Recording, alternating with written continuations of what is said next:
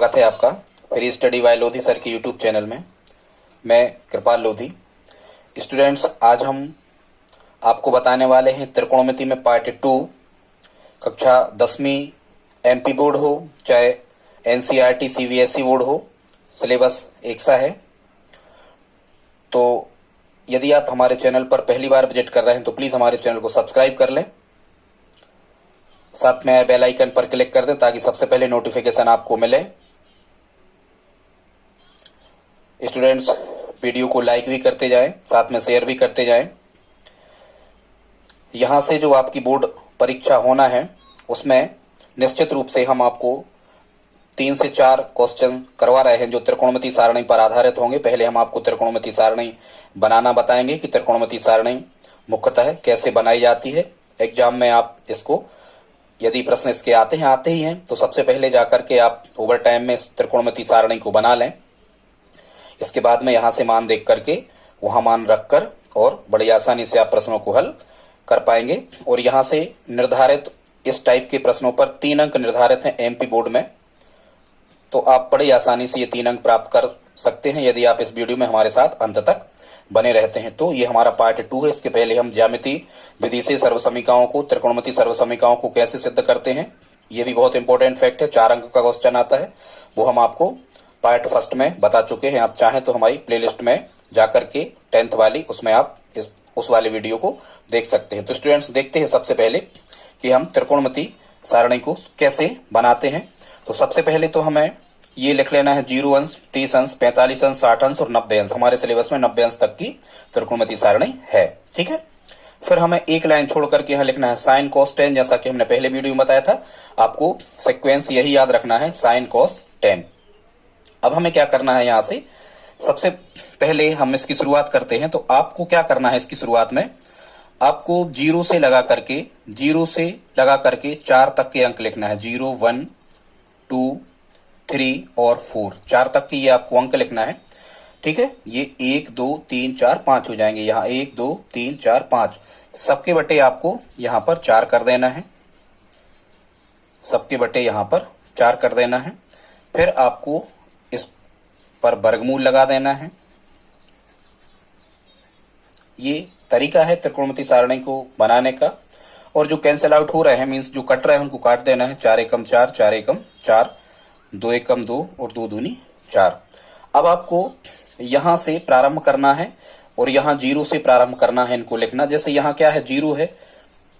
अब ऊपर यदि स्टूडेंट्स 0 रहे, नीचे कोई भी संख्या रहे, इसका मान हमेशा 0 होता है, चाहे वर्गमूल लगा हो चाहे घनमूल, कुछ भी।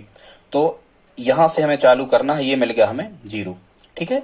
जब हम यहाँ अलग अलग वर्गमूल निकाल रहे होंगे, 1 का वर्गमूल तो कितना होता है, 1 होता है, और 4 का वर्गमूल 2 होता है, आपको पता होना चाहिए। तो यहाँ 1/2 आ जाएगा, ठीक है। फिर यहाँ देखो ये कैंसिल आउट हो गए थे तो 1/2 बचा था, तो 1 का वर्गमूल तो 1 ही होगा। 1 का वर्गमूल तो 1 ही होगा, लेकिन 2 का वर्गमूल निकलता नहीं है कुछ, अपरिमेय संख्या है, तो इसमें वर्गमूल लगा रहेगा, ठीक। फिर हम देखते हैं इस चौथे कॉलम में, तो यहाँ करणी 3, मतलब 3 का वर्गमूल निकालेंगे तो 3 का वर्गमूल भी नहीं निकलता, ये भी अपरिमेय संख्या, तो वर्गमूल 3 जो की त्यों रहेगी। लेकिन 4 का वर्गमूल 2 होता है, तो 4 का वर्गमूल जब हम निकाल रहे होंगे तो यहाँ 2 आ जाएगा। और 1/1 मतलब ये क्या होता है, 1 होता है, तो 1 का वर्गमूल क्या होता है, 1, तो यहाँ हमें 1 लिख देना है। तो इस प्रकार के तरीका से क्या हो जाता है कि साइन वाली जो लाइन होती है पूरे, ये साइन के मान हमें पूरे के पूरे मिल जाते हैं, ठीक है दोस्तों। इसके बाद में जब हम कोस वाले मान लिख रहे होते हैं तो ध्यान रखो, ये ट्रिक है हमेशा। ये 90 में जो 1 लिखा है, अब आप यहां से लिखना चालू करो, लास्ट से लिखना चालू करो, लेकिन लिखो यहां, लेकिन लास्ट से। जैसे ये 1 यहां लिखा है, इसको आप यहां लिखो। फिर यहां 1 से चले तो √3/2, करणी 3/2 लिखा है, तो करणी 3/2 यहां लिखें। फिर तीसरा ये चूंकि 5 थे तो बीच का ज्यों का त्यों रहेगा। फिर ये 1/2 यहां लिखें और ये 0 कहां लिखें, लास्ट में लिखें, ठीक है। तो ये आपकी कॉस की लाइन तैयार हो गई, ठीक है स्टूडेंट्स। इसके बाद में हमें क्या करना है, आपको एक फार्मूला यदि पता हो, नहीं हो तो हम आपको बता दे रहे हैं क्या होता है। बहुत इंपॉर्टेंट फैक्ट है ये, पूरी त्रिकोणमिति में जहां कहीं लगता है, tan थीटा बराबर होता है sin थीटा बटे cos थीटा। ये आपको याद ही कर लेना है, मान के चलो ये सूत्र है, ठीक है। स्पर्श ज्या का मतलब tan को स्पर्श ज्या कहते हैं हम स्टूडेंट्स, स्पर्श ज्या का मान, ठीक है, ज्या और कोस ज्या के अनुपात के बराबर होता है। अब तो इतना याद कर लो, tan थीटा बराबर sin थीटा बटे cos थीटा। ठीक है, तो अब हम क्या करेंगे, अब हम ये करेंगे कि देखो हमारे पास साइन के मान मिल गए, साइन के मान अपने पास हैं और कॉस के मान अपने पास हैं। साइन के मान ये लिखे पूरे और कॉस के मान ये लिखे पूरे। ठीक है, तो हम इस tan वाले में मान रखेंगे। tan क्या होता है, साइन बटे कॉस। मतलब जब हम tan का निकाल रहे होंगे तो यहाँ बटे का निशान लगाएंगे, 0/1। अब यदि 0/1 लिख रहे होंगे, ऊपर 0 है तो टोटल ये क्या हो जाएगा, 0 हो जाएगा। जब हम यहाँ निकाल रहे होंगे तो आप लिखोगे 1/2 और उसके भी बटे क्या लिख रहे होंगे हम, वर्गमूल 3/2। जब अपन इसे सिंप्लीफाई कर रहे होंगे तो ये आ रहा होगा 1/2 और इस भाग का गुणा होता है तो ये बाद वाली संख्या पलट जाती, वर्गमूल 3/2 के हो जाएंगे 2/3। अब चूंकि गुणा है तो ये कट जाएंगे एक एक बार और एक का कोई मतलब नहीं गुणा में, तो ये आ जाएगा 1 एकम 1/3। यहाँ आ जाएगा 1/3। ऐसा यहाँ करेंगे, हम क्या करेंगे 1/2, यहाँ ये साइन का मान और बटे कॉस का मान। तो कॉस भी कितना है, ये भी 1/2 है। जब हम इसे सिंप्लीफाई कर रहे होंगे तो 1/2 भाग का हुआ इस भाग का हुआ गुणा, ये संख्या पलटती है, ऐसा नियम है, हमेशा याद रखें। वर्गमूल 2 बटे गुणा है तो वर्गमूल 2 से वर्गमूल 2 कट गए, एक एक बार 1 एकम 1/1 मतलब क्या होगा, 1 होगा। ठीक है, इसी प्रकार से हमें 60 में भी यहाँ बटे का निशान लगा रहे होंगे तो हम यहाँ लिख रहे होंगे करणी 3/2, उसके भी बटे 1/2। फिर ऐसा ही करणी 3/2, इस भाग का हुआ गुणा 1/2 के हो गए 2/1। यहाँ 2 से 2 कैंसिल हो रहे हैं, करणी 3/1 मतलब हम इसको क्या लिखेंगे, करणी 3। यहाँ जब हम कर रहे होंगे तो ये आ रहा होगा 1/0 और आपको पता होना चाहिए यदि हम 0 से किसी संख्या को भाग देते हैं, मतलब बटे में यदि 0 हो तो ये मान कितना होता है, इन्फिनिटी। तो यहाँ आप इन्फिनिटी भी लिख सकते हो, कई बार यहाँ नो डिफाइन या नो डेफिनेशन इस टाइप से लिखा होता है, कई बार यहाँ अपरिभाषित लिखा होता है। ये अपने कोर्स में नहीं है कुल मिला के tan 90 का मान। तो ये हमने क्या प्राप्त कर लिए, ये हमने प्राप्त कर ली स्टूडेंट्स साइन कॉस और tan के मान। अब हमारी 3 निष्पत्तियां और रह गई। अब अपनी क्या रह गई, 3 निष्पत्तियां और रह गई। अब वो 3 निष्पत्तियां कौन कौन सी रह गई, अब रह गई हैं कोसेक, सेक और काट। जैसा कि हमने फर्स्ट वीडियो में, जो हमने त्रिकोणमिति का फर्स्ट वीडियो अपलोड किया है, उसमें हमने आपको बताया था, और क्या बताया था इसको भी आप चाहो तो देख सकते हो। हमने आपको स्टूडेंट्स क्या बताया था, हमने ये बताया था कि आप इस प्रकार से बोलें sine cos tan cosec sec cot. मतलब साइन का उल्टा क्या होता है, कोसेक, और कोसेक का साइन। कॉस का उल्टा क्या होता है, सेक, और सेक का कॉस। टेन का उल्टा क्या होता है, कॉट, और कॉट का होता है टेन। यदि आपको ये सारी चीजें याद हैं तब आपको यहां से कोई परेशानी होने वाली नहीं है। यदि हम कोसेक के मान देख रहे होते हैं, यदि हमें कोसेक के मान देखना है, ठीक है, तो हम किसके मान देखते हैं, साइन के मान देखते हैं और पलट देते हैं, ऊपर का नीचे, नीचे का ऊपर। जैसे हम कहें साइन 30, तो यहां देखना है साइन 30, मतलब साइन 30 यदि कहीं लिखा है तो यहां हमें साइन की लाइन देखना है और यहाँ 30 के नीचे देखना है, तो साइन 30 1/2। साइन 45 यदि कह रहे तो यहाँ साइन देखना है, साइन की लाइन में इस प्रकार की सूत्र और यहां से इस प्रकार की सूत्र 45। तो साइन 45 यदि कहें तो 1/2। यदि साइन 60 कहें तो वर्गमूल 3/2। यदि वो कोसेक के कहें तो हमें पलट देना है। जैसे यदि वो कहते कोसेक 30, तो हम पहले साइन 30 देखें, साइन 30 कितना है 1/2, तो कोसेक 30 होगा 2/1। यदि वो इसी प्रकार से कहते, मान के चलो कोसेक 60, ठीक है, यदि कोसेक 60 कहते तो हम साइन 60 देखते, वर्गमूल 3/2, तो कोसेक 60 होता 2/3। इस प्रकार से, इसी प्रकार से उल्टे नीचे के ऊपर, ऊपर के नीचे करते जाते हैं हम। यदि कॉस के मान देख रहे होते हैं तो जब भी हम कॉस के मान देख रहे होते हैं, सॉरी कॉस के नहीं, कॉस के तो हमें मिल गए, कॉस का उल्टा क्या होता है, सेक होता है। जब स्टूडेंट्स हम सेक के मान देख रहे होते हैं तो कॉस के मान पलट देते। जैसे हमें सेक 30 देखना है तो हम कॉस 30 देखेंगे, कॉस की लाइन और यहाँ 30, कॉस 30 कितना, करणी 3/2, तो सेक 30 2/करणी 3, ऊपर का नीचे, नीचे का ऊपर। उसी प्रकार से यदि हमें कॉट के मान चाहिए है, किसके, कॉट के, तो हम कौन सा मान देखते हैं, टेन का, और टेन का उल्टा कर देते हैं तो क्या हो जाता, कॉट। जैसे मान के चलो हम कहें कि टेन 30 कितना है, टेन 30 है कितना, 1/करणी 3। यदि कॉट 30 होता तो करणी 3/1। ठीक है, आप समझ गए होंगे। अब इसी त्रिकोणमिति सारणी के आधार पर अब हम आपको बताने वाले हैं कुछ इंपॉर्टेंट क्वेश्चंस जो एग्जाम में आ भी चुके हैं, इनके आने के चांस भी हैं, और ये कक्षा 10वीं एमपी बोर्ड में खासकर हम आपको बताएं, जो एनसीईआरटी की बुक्स चल रही है, इसमें ये प्रश्नावली 8.2 में आप देख सकते हो। इस प्रकार के प्रश्नावली 8.2 में दिए गए हैं और यहां से एमपी बोर्ड में 3 अंक का क्वेश्चन पूछा जाता है। ठीक है स्टूडेंट्स, तो अब हम देख लेते हैं, क्या देखते हैं। क्वेश्चन फर्स्ट है, कह रहे हैं मान ज्ञात करना है, और यहां लिखा है उनने क्या लिखा है, क्वेश्चन है साइन 60 इंटू कॉस 30 धन साइन 30 इंटू कॉस 60। तो हम देख रहे हैं कि साइन 60 या कॉस 30, तो ये स्टूडेंट्स किस पर आधारित क्वेश्चन है, तो ये अभी जो हमने आपको बताई है ये त्रिकोणमिति सारणी पर आधारित क्वेश्चन है।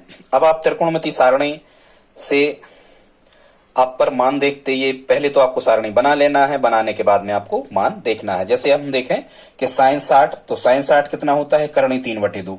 साइन 60 की जगह हम क्या लिख देंगे, करणी 3/2। आप देखना टेबल में, देखो ये लिखा, इस प्रकार से देखे जाते, इसमें ये साइन है और यहाँ क्या लिखा 60, तो यहाँ साइन की लाइन देखेंगे, यहाँ 60 की लाइन देखेंगे, ठीक है। तो साइन में 60 के नीचे करणी 3/2 लिखा, मतलब साइन 60 कितना हो गया, करणी 3/2, इस टाइप से। फिर यहाँ चूंकि इंटू का मतलब कोई चिन्ह नहीं होता, तो यहाँ गुणा होता है, तो हम गुणा लगाएंगे। फिर क्या लिखा है, cos 30। cos 30 का मान आपको पता होना चाहिए, नहीं बनता तो टेबल में से देख लो। cos 30 होता है करणी 3/2, तो यहाँ हम लिख रहे होंगे करणी 3/2। धन लगाएंगे, जैसा भी चिन्ह लगा है वैसा हम लगाते जाएंगे। फिर क्या लिखा है यहाँ साइन 30। साइन 30 होता है 1/2, तो यहाँ हम लिखेंगे साइन 30 1/2। देख लेना आप टेबल में, साइन 30 1/2। फिर यहाँ इंटू है, मतलब यहाँ फिर गुणा है। फिर क्या लिखा यहाँ cos 60। cos 60 जब आप देख रहे होगे त्रिकोणमिति में, तो cos 60 होता है 1/2, तो यहाँ आप कितना लिख रहे होगे, 1/2 यहाँ आप लिख रहे होंगे। ठीक है स्टूडेंट्स, जब हम इसको सिंप्लीफाई कर रहे होंगे तो देखो, सबसे पहले बोर्ड मास रूल्स में ऐसा नहीं होता कि आप जोड़ दो, बोर्ड मास रूल्स सभी जगह लगता है। बोर्ड मास का मतलब होता है का करके पुनि भाग कर फिर गुणा लेहु सुजान, मतलब का को हल करते फिर भाग करते फिर गुणा, चूंकि वो सब यहाँ है नहीं, तो सबसे पहले हम गुणा करेंगे, ठीक है। और गुणा कैसे करेंगे, यदि ये कैंसिल आउट हो रहे होते ऊपर नीचे की, तिरछे में भी या ऊपर नीचे, तो हम काट देते, कट रहे नहीं तो हम क्या करेंगे, ऊपर ऊपर गुणा और नीचे नीचे। करणी 3 का करणी 3 में गुणा होता है 3, ठीक है। मतलब हमेशा ये रूल से होता है, आप ध्यान रखो। 3 पे 1/2 की घात, तो 3 पे 1/2 की घात आधार समान गुणा में घात जुड़ जाती है, 3 पे 1 की हो जाएगी आधा और आधा। या फिर ऐसा कर लो, करणी घात समान है तो कर्णीगतों का गुणा हो जाता, करणी 3 का करणी 3 में गुणा करणी 9, और करणी 9 का मान या वर्गमूल 9 का मान 3, तो यहाँ 3 आ गया, ठीक है। वो बटे जब आप यहाँ कर रहे होंगे तो 2 दूनी कितना आ रहा होगा, यहाँ 4 आ रहा होगा, मतलब ये मिल गया हमें 3/4। अब लगाएंगे हम धन, अब यहाँ भी करो गुणा, 1 एकम 1 और 2 दूनी 4। अब देखो ये 3/4 और 1/4, जब आप 3/4 और 1/4 को जोड़ रहे होगे तो ये होगा 4/4। या फिर देखो आप ऐसे नहीं जोड़ो, भिन्न को कैसे हल करते हैं इसका नियम समझो। यदि संख्याएं बटे में लिखी होती हैं और बीच में धन या ऋण का चिन्ह होता है, तो ये नियम है, हमेशा इनका लघुत्तम लिया जाता है। 4 और 4 का जब हम लघुत्तम लेंगे तो बड़ी संख्या देखी जाती है। अब चूंकि एक सी है संख्याएं, एक सी संख्याओं का जो लघुत्तम होता है वो हमेशा वही संख्या एक बार लिख देते हैं। अब यहाँ क्या करते हैं, 4 का 4 में भाग, हमेशा ये भिन्न ऐसे ही हल करी जाती। 4 का 4 में करेंगे हम भाग, एक बार जाएगा और उस जो एक आया है उसका 3 में गुणा, तो यहाँ 3 आ जाएगा। धन 4 का 4 में फिर से भाग करेंगे, एक बार आएगा और 1 का 1 में हम गुणा करेंगे तो 1 एकम कितना आ जाएगा, 1। अब यहाँ स्टूडेंट्स हमें अंश बटे हर से मतलब है, बाकी किसी से मतलब नहीं है। तो अंश में 3 धन 1 लिखा है, मतलब ये होगा कितने, 4/4, और बटे में है तो हम कैंसिल आउट कर सकते, 4 एकम 4, 4 एकम 4। यहाँ क्या मिला, 1/1, बटे 1 तो हर संख्या के होता ही है, तो इसका मतलब क्या है कि इसका आंसर कितना आ रहा होगा, 1 आ रहा होगा। ठीक है स्टूडेंट्स, इस टाइप से इन प्रश्नों को हल हम करते जाते हैं। अगला देखते हैं, अगला है ये दूसरा क्वेश्चन। इसमें जैसे मान के चलो यहाँ 2 लिखा है, तो यहाँ समझ जाया करे आपकी यहाँ गुणा है, ठीक है, यहाँ क्या है, गुणा। तो हम 2 लिखेंगे, फिर यहाँ गुणा लिखेंगे, फिर यहाँ क्या लिखा है, tan वर्ग 45। अब आपको पता होना चाहिए कि tan 45 कितना होता, तो tan 45 कितना होता है, 1 होता है। और यहाँ tan के मान पे वर्ग लगा था, तो tan 45 जितना होता है, इसका मतलब ये है उसके मान पे भी हम वर्ग लगाएंगे। यहाँ धन लगा तो हम धन लिखेंगे। फिर क्या कह रहा है यहाँ cos स्क्वायर 30, तो हम cos 30 का मान देखेंगे। आप देखना टेबल में cos 30, ठीक है। जब आप टेबल में cos 30 देख रहे होंगे, देखो आप ये है टेबल, जब आप cos वाली लाइन में 30 के नीचे देख रहे होगे, तो cos वाली लाइन में 30 के नीचे करणी 3/2 लिखा है, ठीक है। तो यहाँ cos 30 का मान हम कितना रखेंगे, वर्गमूल 3/2। तो यहाँ हम लिखेंगे वर्गमूल 3/2, और यहाँ cos पे वर्ग लगा तो इसके मान पे भी हम क्या लगा देंगे, वर्ग लगा देंगे। ऋण ज्यों का त्यों, साइन वर्ग 60 लिखा है, तो हमें साइन 60 की वैल्यू पता होना चाहिए। आप त्रिकोणमिति टेबल में देखना, ट्रिग्नोमेट्री टेबल में साइन 60 का मान वर्गमूल 3/2 होता है, तो यहाँ हम लिखेंगे वर्गमूल 3/2। अब साइन पे वर्ग लगा था तो यहाँ भी हम क्या लगाते चलेंगे, जो कुछ भी वर्ग वगैरह वहां लगे हैं तो हम यहाँ क्या लगा देंगे, वर्ग लगा देंगे। ठीक है स्टूडेंट्स, जब हम इसे सिंप्लीफाई कर रहे होंगे तो 2 और 1 का वर्ग, वर्ग हल करो, गुणा बाद में करेंगे। 1 का वर्ग माने 1 गुणा 1 2 बार, तो 1 एकम 1, और 2 का 1 में गुणा किया तो यहाँ 2 ही मिलेगा, धन। यहां जब वर्ग हल कर रहे होगे तो करणी 3 गुणा करणी 3 2 बार, तो वो कितना आएगा, करणी 9, और 9 का वर्गमूल कितना, 3। ठीक है, या करणी 3 गुणा करणी 3 3 होता है शुद्ध, करणी हट जाती तो यहाँ 3, और लेकिन इस बटे पूरे पे था वर्ग, 2 का भी वर्ग करेंगे तो 2 गुणा 2, यहाँ कितना आ रहा होगा, यहाँ आ रहा होगा दोस्तों 4। ठीक है, फिर ये ऋण लगाएंगे जो कहते हैं ये वाला। ठीक इसी प्रकार से करणी 3 गुणा करणी 3 यहाँ करेंगे तो करणी 3 गुणा करणी 3 कितना आएगा, 3 आएगा। ठीक है, और बटे 2 का वर्ग करेंगे तो यहाँ कितना आ रहा होगा, 4 आ रहा होगा। ठीक है, अब आप क्या कर सकते हैं इसको, देखो आप लघुत्तम भी ले सकते, नहीं तो एक चीज ध्यान रखो कि असमान चिन्ह घटते हैं। देखो ये बिल्कुल सेम धन के 3/4 हैं और ये ऋण के 3/4 हैं, और ये चिन्ह कैसे हैं, एक धन का एक ऋण का असमान चिन्ह घटते हैं। 3/4 में से 3/4 घटे, कितना मिला, 0 मिला। तो 0 का कोई मतलब नहीं होता जोड़ना घटाना में, तो हम इनको छोड़ देते हैं। केवल बचा क्या, यहाँ धन के 2 बचे। इसका मतलब क्या होगा, इस क्वेश्चन का आंसर कितना होगा हमारा, 2। इस प्रश्न का स्टूडेंट्स क्या आ रहा होगा, आंसर आ रहा होगा। ठीक है, अब इसी प्रकार से हम कुछ प्रश्नों को और देख लेते हैं। ये 2 प्रश्न तो स्टूडेंट्स बहुत ज्यादा इंपॉर्टेंट हैं, पर हम आपको कुछ रिस्क नहीं लेना चाहते, हम आपको कुछ प्रश्न और करवा देते हैं, देखते हैं उनको किस प्रकार करते हैं। अब अगला हमारा जो क्वेश्चन है, ये हमारा तो तीसरा है, लेकिन बुक में देखना आप 8.2 प्रश्नावली 10th क्लास में, तो ये कौन सा है, ये 5वां है। ठीक है, इसको देख लेते हैं, इसको कैसे हल करना है। तो ये कह रहे हैं 5 कोस वर्ग 60 धन 4 सेक वर्ग 30 ऋण टेन वर्ग 45 सबके बटे हैं साइन वर्ग 30 धन कोस वर्ग 30। हाँ स्टूडेंट्स, एक चीज ध्यान रखो, हमने आपको एक चीज जरूर बताई थी, और वो क्या बताई थी, सर्वसम्मी का एक हमने आपको शुरू फर्स्ट वीडियो में बताया है। उसमें क्या होता था, साइन वर्ग थीटा धन कोस वर्ग थीटा का मान हमेशा 1 होता है यदि थीटा की जो वैल्यू है 90 के अंदर हो तो। ठीक है, तो अब आप देखो, ये साइन वर्ग 30 लिखा धन कोस वर्ग 30 लिखा, आप इसे हल करेंगे भी, साइन 30 और कोस 30 का मान आप हल करके देख लेना रख के, वो कितना आ रहा होगा, यहाँ थीटा की जगह कितना है, 30 है। ठीक है, थीटा तो एक सा है, बिल्कुल है, 30 है, तो कोई दिक्कत नहीं, थीटा यदि एक सा है। कई बार तो एग्जामिनर इन्हीं को पूछ लेता, कहेंगे साइन वर्ग 30 धन कोस वर्ग 30 की वैल्यू कितनी होगी, तो आप 1 कहोगे सर्वसम्मी का 1 से। ठीक है, तो इसको नीचे के मान को तो हमें हल करना ही है, नीचे के मान की वैल्यू तो 1 आ गई। यदि 1 आ गई मतलब बटे में हर संख्या के 1 तो रहता ही है, आप लिख के देख लेना, मतलब ये नीचे का कुछ नहीं लिखा है, सीधी सी बात, उसका मान 1 आ गया। हम हल कैसे करेंगे, ऊपर की वैल्यू जो यहाँ पर लिखी हुई इसको देख लेते हैं।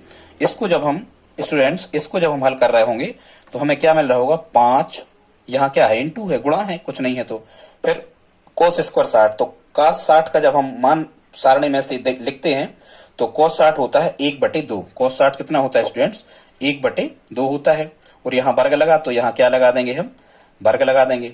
ठीक है, फिर धन 4 क्या लिखा है, सेक वर्ग 30। अब आप देखो, सेक 30 देखना है हमें, यदि सेक 30 देखना है तो हम क्या देख रहे होंगे, कोस 30 देख रहे होंगे।